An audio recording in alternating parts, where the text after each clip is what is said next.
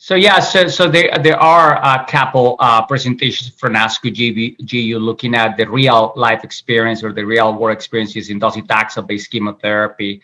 Perhaps if I can expand and summarize the importance of chemotherapy in men with advanced prostate cancer, it is clear that there are two scenarios where you can think of the use of chemotherapy. One is if you have a patient with with de novo metastatic disease for which docetaxel-based chemotherapy, at least 6 cycles of docetaxel-based chemotherapy along with ADT, has clearly demonstrated survival benefit for that patient population, again, by virtue of the American data, the ECOG or charted data as we know it, and also the Stampede data, which is the British data.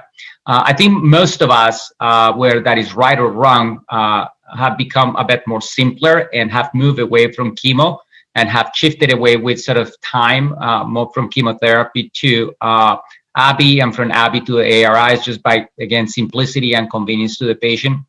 So it remains to be seen or to be known if chemotherapy is better or worse, for that matter, than an androgen receptor inhibitor, ARI, or an androgen biosynthesis inhibitor such as abiraterone acetate. So I don't think we have that data, and it would be very hard for us to understand which is the best approach for our patients. Also, triple therapy yet still is not a standard of care. Certainly in Titan and Stampede, we have some patients who got docetaxel plus novel AR inhibitors, delaying RPFS, but no clear overall survival improvement yet. So that would be one niche of patients, if you will.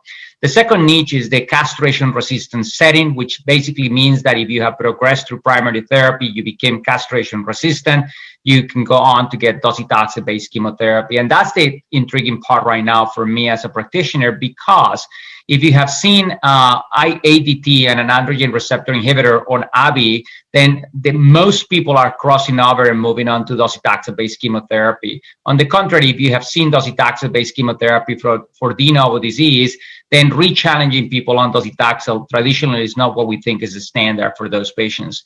So most patients are getting chemotherapy either at front or in sort of the second line castration-resistant space.